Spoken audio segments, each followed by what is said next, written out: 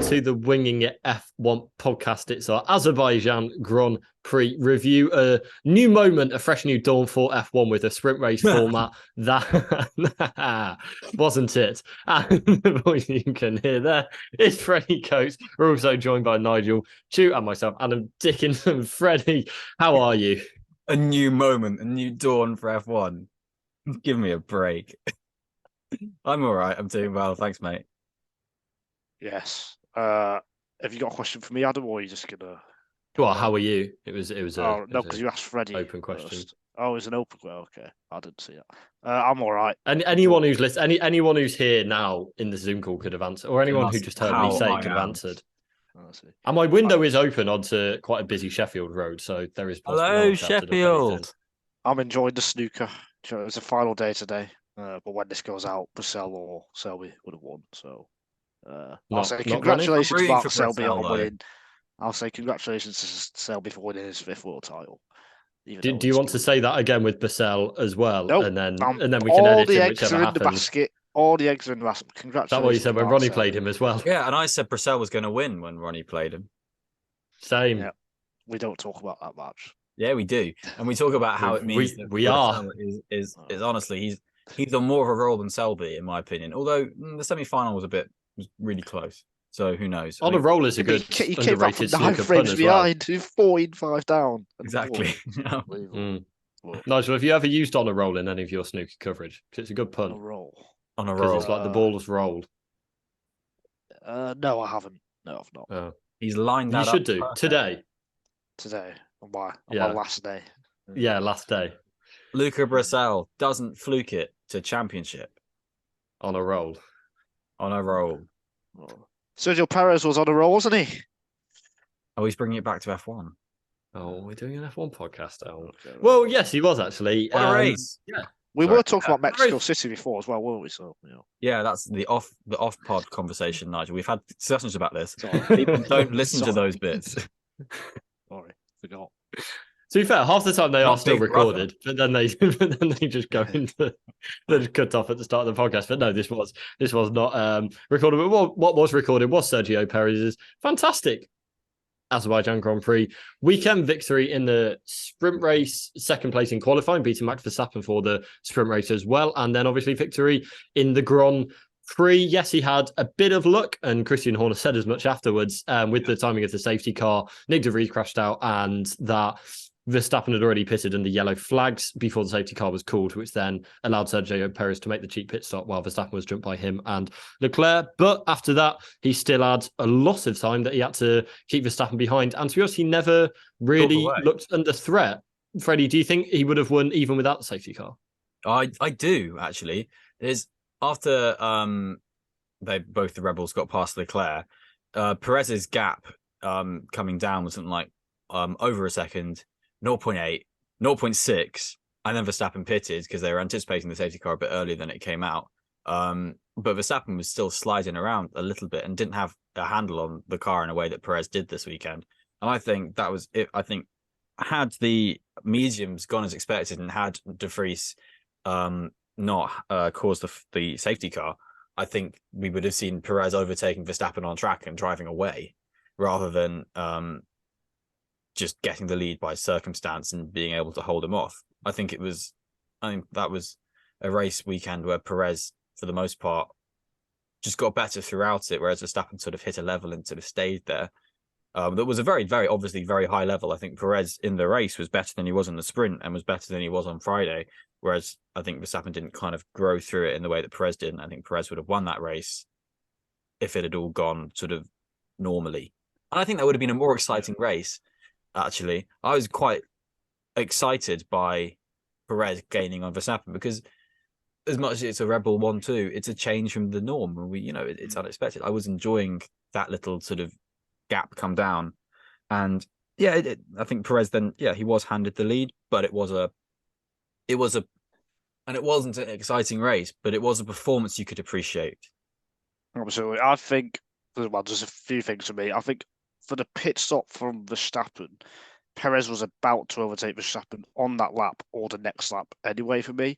So yes, you could argue Red Bull made a mistake in that, but like Freddie says, Perez was going to win, and I can't think of a time during the first stint when Perez has been the faster driver towards the first pit stop. In fact, I don't think it has happened. And for me, this is his most underrated performance, one of his best performances in F1 for a whole race weekend. Because if we look at the previous 4 race wins that he's had with Red Bull, Azerbaijan 2021, Verstappen should have won that because his tyre blew up. 2022 Monaco, it now turns out that was quite controversial with qualifying. Ferrari obviously messed up with a pit strategy, with a strategy there. Singapore 2022, Verstappen started 15th or down the order 10th, sorry, because of a qualifying error from Red Bull. Did a very good drive though, keeping Leclerc behind in tricky conditions. It was, and then Saudi Arabia earlier this year, Verstappen obviously started down the order there as well. Whereas this weekend, they both had equal kind of, for me, fortune, because I don't see the safety car as fortune, equal, like, no reliability problems or no strategy kind of things. It was a pure out-and-out race. And in the sprint qualifying, Perez was better, or the sprint shootout, sorry. In the sprint race, he was better. And in the main Grand Prix, he was better as well. So for me, it could be a big moment in the championship. And it does remind me a bit of Rosberg 2016, where he was able to beat Hamilton on merit when he had the chance. Yes, it's only happened once, but it hasn't happened at all in the previous 47 races where Verstappen and Perez have been teammates. So, and I think that's a key moment. So this is what I was going to. No, I was going to ask you guys. I was going to say, is this now Rosberg Hamilton as opposed to Barrichello Schumacher, or is this kind of like still someone who can get the odd win, or is it a contender? Because at this stage in the season last year, Perez was close on points, but he wasn't a contender. But I'd suggest that without 2 retirements at the start of the season for Verstappen, with 2 wins apiece, 2.5 wins for Perez, then it's looking relatively evens. Yeah, and I mean, Perez had that error in qualifying at Melbourne as well, which meant that, he started down the order and, he could be leading the championship if it won. For that, I still think it's too early to tell, to be completely honest. I mean, we saw this with Bottas and Hamilton, where he'd show well in the early part of the season and then just couldn't, but Hamilton would just stay at that level or go up a level through the season and Bottas can hang there. So I do think it's too early to tell, but I think in some ways we don't need to be telling that. Yeah, I think for me, it's just like paying tribute to what was a fantastic performance from Sergio Perez. And it's interesting that you say that it's underrated. I mean, I haven't seen much fan reaction at all, like either way, to be honest, on it. But yeah, I think that's a massive shame if people are putting up those excuses for it about the safety car, about whatever, because yeah, Perez did it on merit, and it's like I was going to make that exact same point, Nigel. A lot of his wins, you can not put an asterisk on, but there are other factors there that weren't just his, a great performance from him that won the race. Whereas this was, he was the best driver on the day. He was the best driver over the weekend, and he got the rewards from that. So yeah, I think fantastic for Perez. It was weird with Verstappen. Like the whole weekend, he just didn't seem happy the whole weekend. Like there was the stuff coming into it with sprint races that carried on throughout the whole weekend. There was a bust up with Russell, which, it just felt like that got overblown more than it needed to. And I just think, I really thought at the safety car restart when Verstappen was all over Leclerc, like straight from the off, and then got past him. He was troubling him through every single corner in the first sector, and then got past him really quickly. And at that point, I thought, like, Verstappen's a man on a mission here. He's got his head down. He's gonna crush it. But Perez just pulled the gap. He pulled the gap of a second incredibly quickly.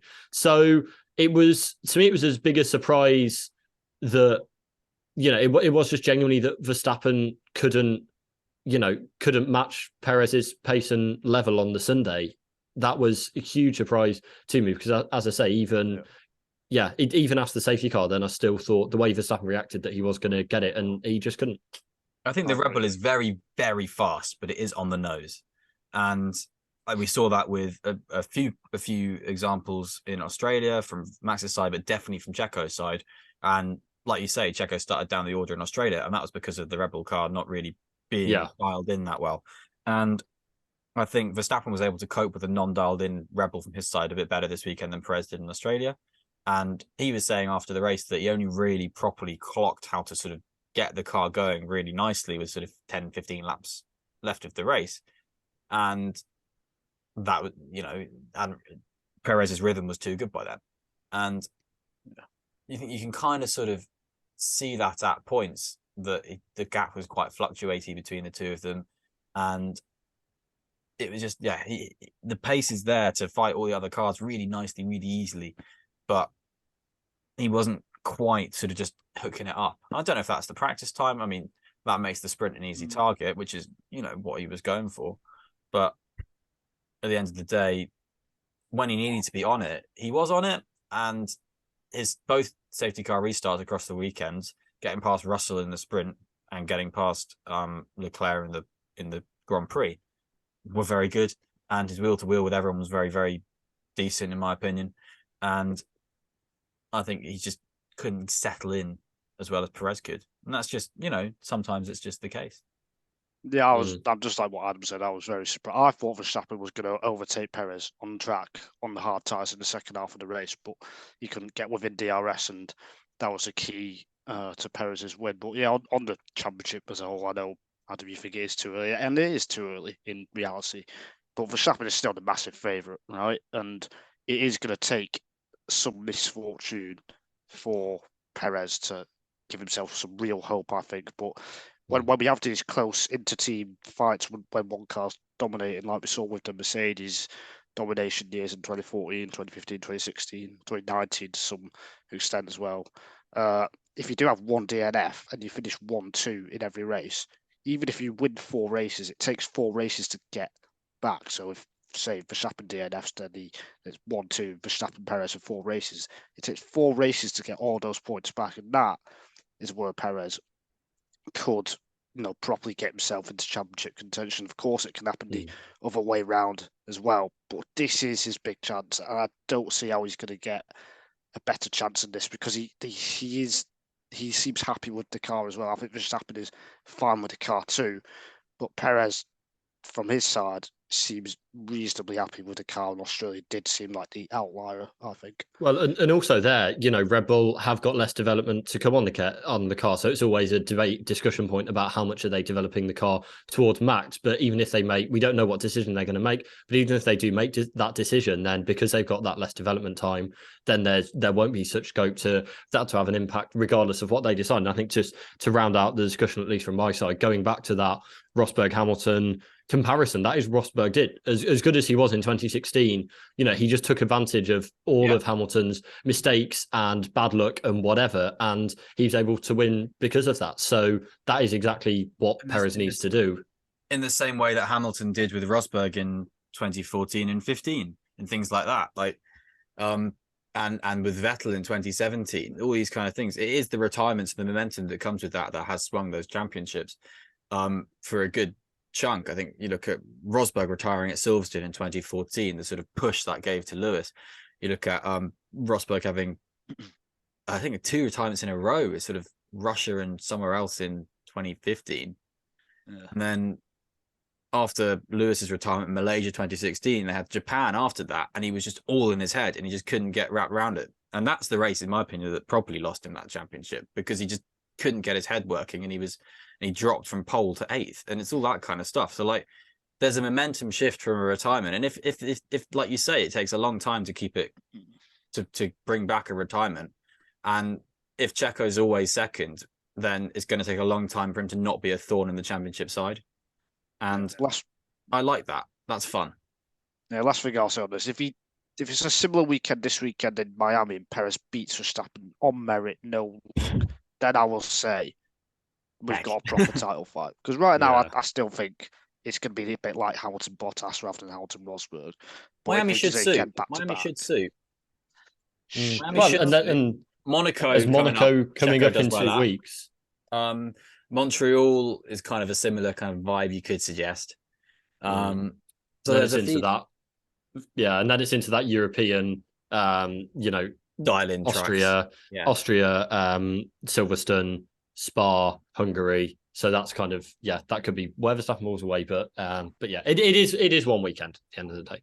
Yeah, it is. It is. But it's one weekend that's had lots of points to Perez. Yeah, certainly. Someone else who had a bounce back weekend, just a strong weekend really, was Charles Leclerc, who's right up there. Absolutely. Obviously got pole on the two on both for the sprint race and the and the main event, and he held on both times to pick up the podium, fighting off determined Max Verstappen in the first one. Though, yes, Verstappen had damage, but again, I was surprised that given how Perez had got past him, Leclerc relatively easily, then Leclerc was able to hold on there. And then in the race itself, he picked up Ferraris and his first podium of the season. So yeah, a very good weekend for Leclerc. Although I've got to start the last 8 podiums, pole positions Leclerc has led to a Red Bull win. So there's that. But yeah, best qualifier in F1, in my opinion. Yeah, has been since 2019, and that isn't going away. He is a Baku specialist. Monsieur Samdi, not fighting the Red Bulls, kept him on the podium because Alonso was charging. If he'd wasted his tires for 2 laps or 3 laps, keeping Perez behind, perhaps, he wouldn't have been on that podium. And he was really not happy with it all. I think 2020 was the year we really saw, young, I'm going to do it, whatever. If it's a bad car, this Ferrari, I'm going to drag it to 2nd place in Austria, 3rd place in Silverstone, going to actually somehow get podiums in this dog car from Leclerc that year. And this year he's not. He's like, why do I drive out my skin for this? And I think it was a really, really, really good just base level performance from him. But he's not going to go ridiculous to try and maybe sniff a 2nd place, or when he can just get a 3rd place. Because I'm fine with that because he still performed at a really, really high level. I would say it's him and Perez for the best driver of the weekend. The 2 pole positions was stunning. And that's the takeaway, is that he's going to win a race this year, probably at Monaco, and that's it. Well, yeah. I mean, yeah, I think for me, he is the driver of the weekend. Outstanding stuff. I mean, Baku, we saw so many mistakes on the Friday and Saturday and in the qualifying sessions and stuff. And Leclerc, especially through that castle section, turns, tried to work it out. Sector 2. Sector 2, the castle section, the tight bit. It's just the way he goes through there, so close to the walls. It is incredible. Yeah. He has such pinpoint accuracy, such confidence, a bit of flair as well. It's just outstanding to watch. It really is.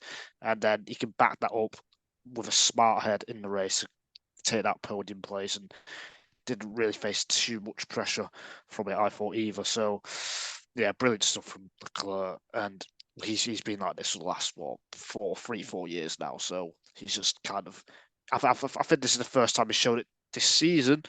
But yeah, he's just driving brilliantly. And for me, yeah, he's the driver of the race weekend.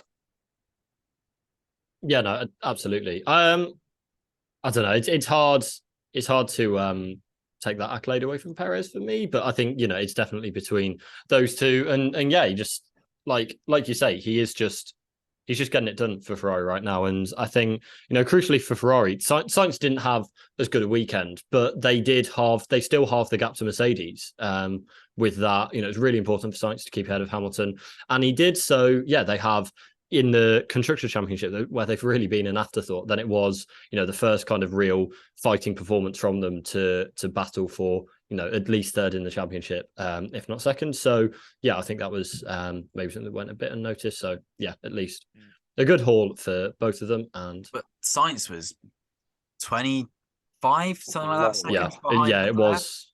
That's really not good, I'm afraid. And in the end, I think his final qualifying time in Q3 was a 2nd off Leclerc.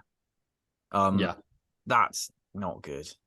He does have a few more than a few weekends like this. We saw this last year in 2021 as well.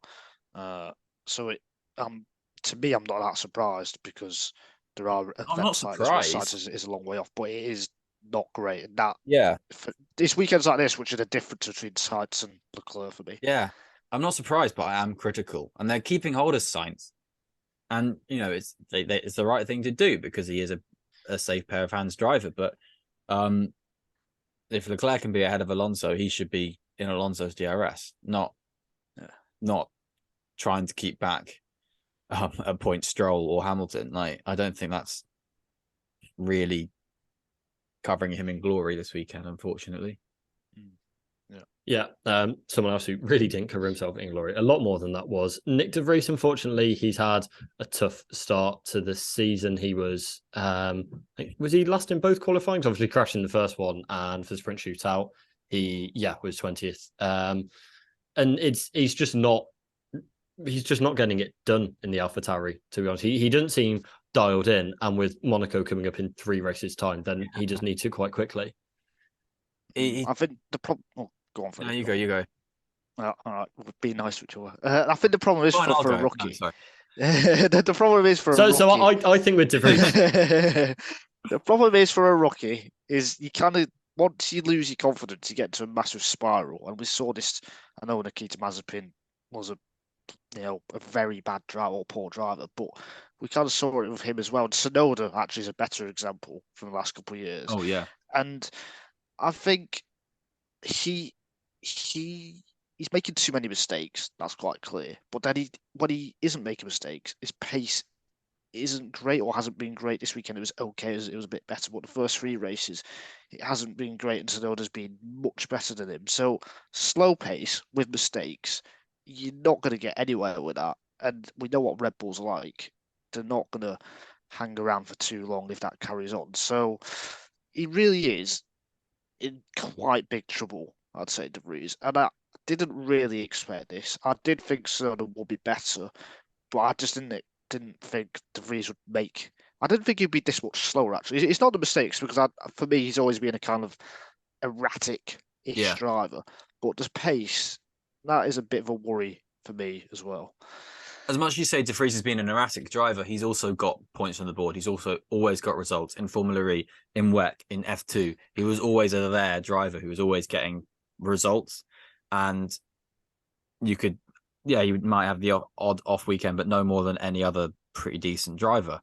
And he's been brought in as a safe pair of hands, as he should have been, as that's exactly what he sold himself as, because that's what he was. And that's why he was a really good reserve driver for Williams last year. He was really well rated by Mercedes as a prospect, and they saw him in their car a lot. He was put in the Aston Martin, they rated him. He was put in the Williams, they rated him, obviously, because they gave him a drive for a race. And he really deserved that F1 seat from those kind of performances. And that's arguably making it harder for him now, because his reputation is that of decent experience, of a driver who will do well. And that was there to put pressure on Tsunoda, and Tsunoda's looking like the safe pair of hands. And we know, unfortunately, that Tsunoda's probably not the safe pair of hands, because I don't think Tsunoda's necessarily been. He's had a similar season to last year. He's had some flashes of good pace, in my opinion. But I think so, with 10th and things like that. And that's where that car is, unfortunately, and Tsunoda's doing it. But I think De Vries, from everything he's proved, should be able to do that. And I agree, he's in a spiral. I don't think it's too late. It's 4 races in, but this is the wrong race to go bad when you've got a run of 4 more races in 5 weeks or whatever it is. Yeah. And this is the wrong race to start on the bad foot, particularly when it wasn't that exciting a race, which means that more people are going to look at you. If this continues, I don't think he'll reach the end of the season for me. Yeah, I think with Liam Lawson doing wonderful stuff in Super Formula, genuinely, Liam Lawson's been a driver that some should be critical of, but also in everything he's done that isn't on an F1 support bill, he's done really well. So, indeed. I think with De Vries, I mean, you brought up the Mazepin comparison to there. For me, it's more like Ricciardo last season, which I know is a big thing to say, but it feels like he's just not, he's come in with expectations, and obviously not as high performance expectations as Ricciardo, but he has come in with those expectations built off, a reasonably large sample size of his career, but he just doesn't seem dialed into the car at all. It's not like, I think with Mazepin, I mean, yes, he had difficulty very early on, but actually he was slow, but he was in control of the car. I think he only had one more crash from Imola onwards to the end of the season. Like he wasn't fast, and I don't want to dive into a post-mortem on his career, but I think it feels to me like, it feels like, with Daniel Ricciardo, where he just wasn't getting, dialed into the car. He wasn't feeling the car. And then that was just become more and more difficult every weekend to then, get anything out of that. And he just had no momentum with what's going on. And I just really, I really worry with De Vries, where, like you say, it's a busy period of races coming up, including Monaco. And he needs to find some form like over this period, because it is worrying. I think he could. I think all the reasons he was hired for haven't obviously gone away. I think because it's just like I think he is in his head, but I can see that. So I mean, I can see him being. He's not really the kind of driver to sort of own up to stuff. I think that might be the barrier. I wouldn't be surprised if he just spirals more, but I also wouldn't be surprised if he just has a run of really solid races and just kind of gets out of the news cycle, and then just kind of gets the odd points here and there, and does kind of all he can do in that AlphaTauri. It's not like Ricciardo for me. I don't think you can make that comparison between a driver who's got 10 years experience and a driver who's in.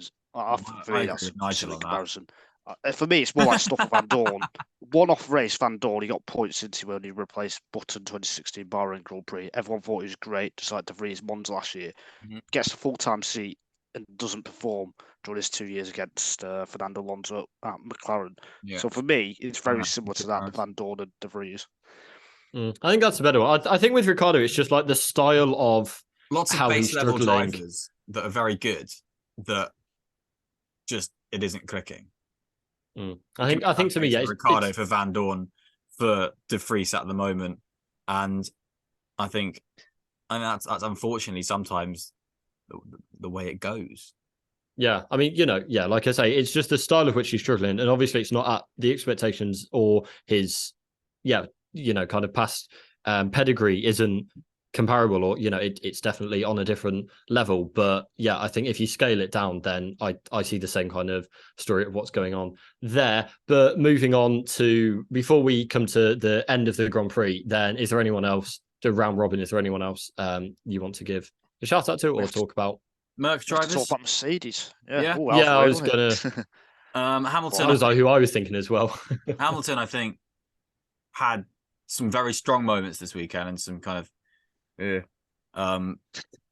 Which bit was it? Was it the sprint when he got overtaken by Alonso? Because that was the only for me. Apart from that, I think he had a great weekend. Bar that, I think that was a poor judgment bit of racing, but he brought that back with some very good racing that went very well for him in the main Grand Prix. I thought his overtake on Russell. Yeah, exactly. Man, Russell is covering the inside, and he still overtakes him on the inside. Like that is. Well, what he did was what Ricciardo tried to do in 2018 when he ran the back of Verstappen, and I think he did it well. It was a very good little move.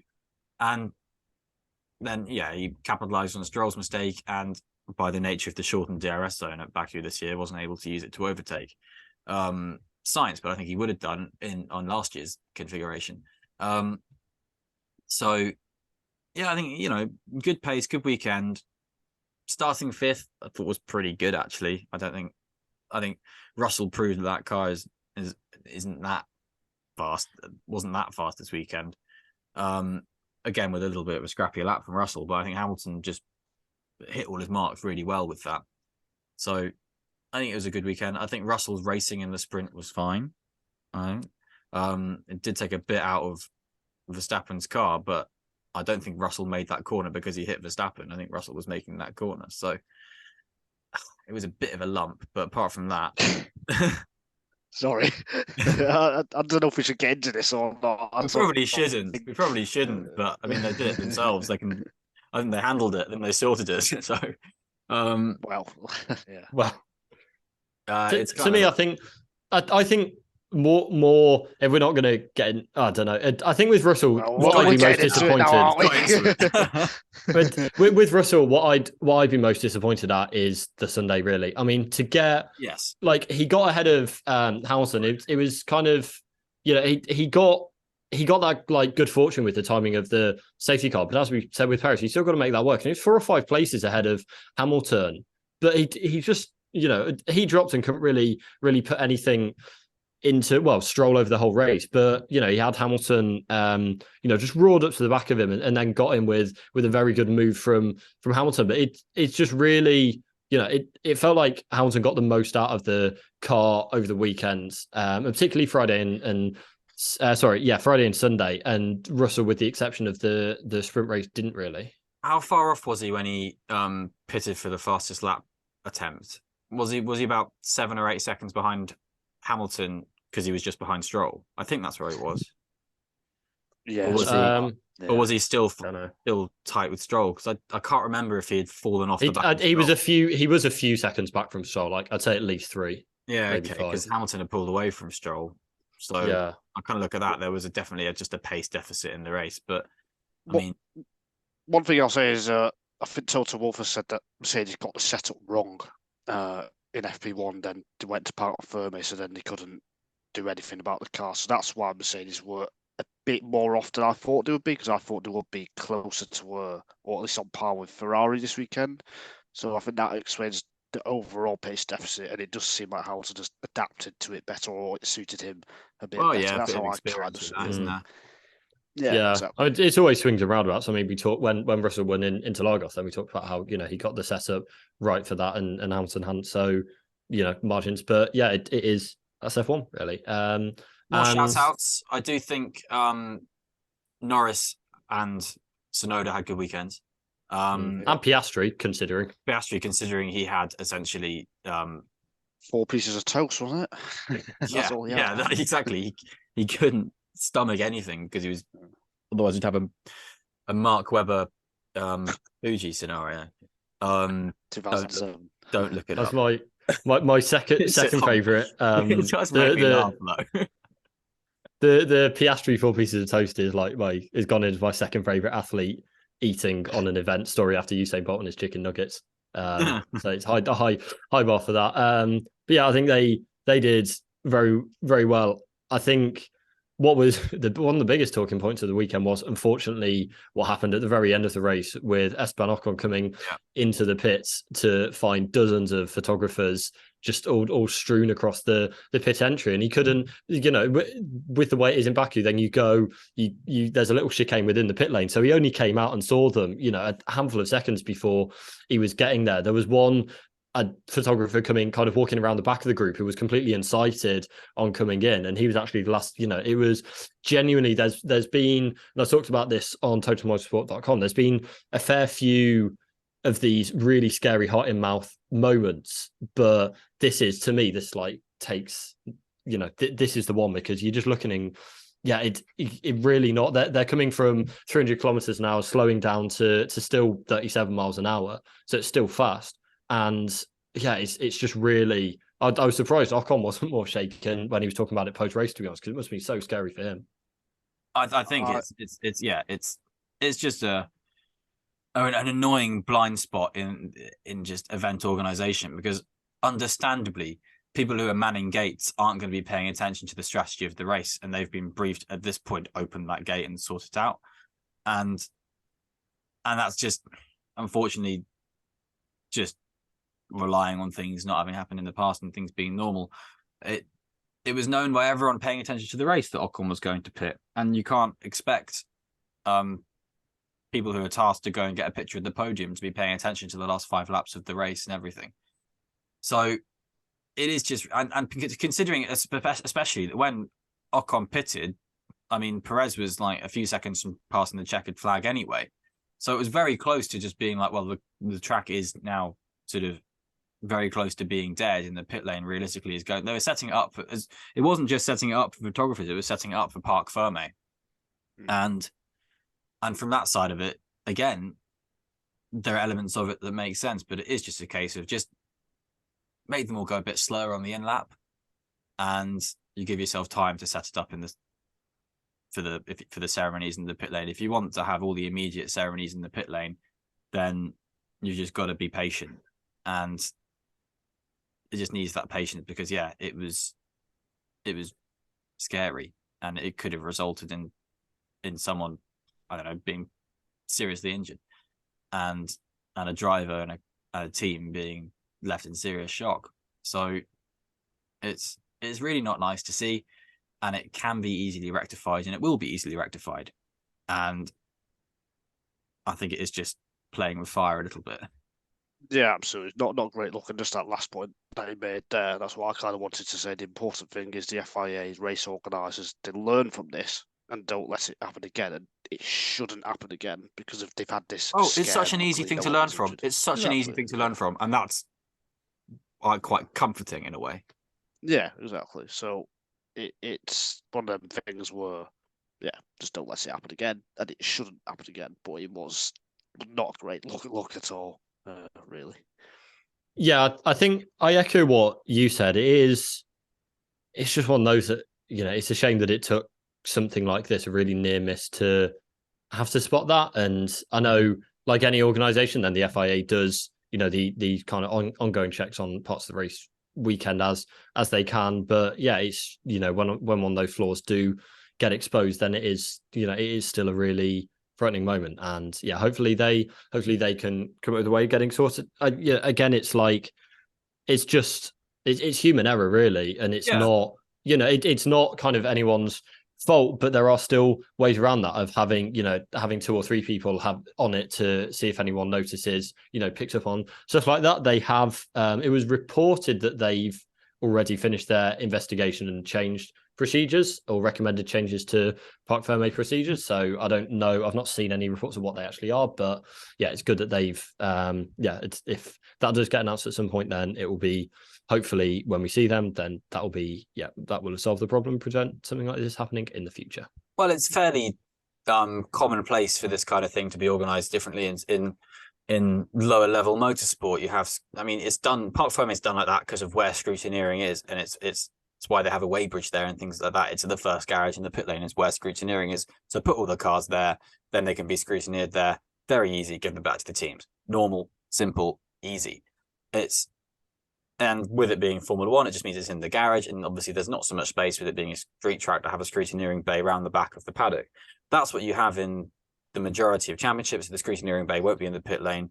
The majority of circuits, the scrutineering bay will be elsewhere. Cars just drive off there, don't go anywhere near the pit lane. They usually have a podium that's not in the pit lane apart from for a headline event. And you see it with BTCC stuff. With TOCA, they have a truck, and that's the podium truck, and that's designated in the paddock, that's elsewhere, so they can operate the pit lane and continue to run the pit lane for other championships and keep that going and keep that pit lane always a live zone. And you've got to have, the appropriate access to get there. Naturally, all the photographers will have the appropriate access and the appropriate insurance and so on. And all the people working in the pit lane will be insured for that kind of situation. But, as you say, from a parc fermé perspective, from an FIA perspective, there's no regulations that need to be altered that easily. They already have regulations written similarly for different championships anyway. So it's an easy fix. It's fine. It was shocking, but it's good that it's happened in a way, I guess. Yeah, it's one of those, like we saying, that's wrapped it all up very well. Hopefully those changes will be in place this weekend, because we move swiftly on. The world of F1 never sleeps, but after a month off, then we go to Miami for the second Miami Grand Prix ever. Hopefully it's better than the first. But Nigel, what are you expecting to see from the weekend?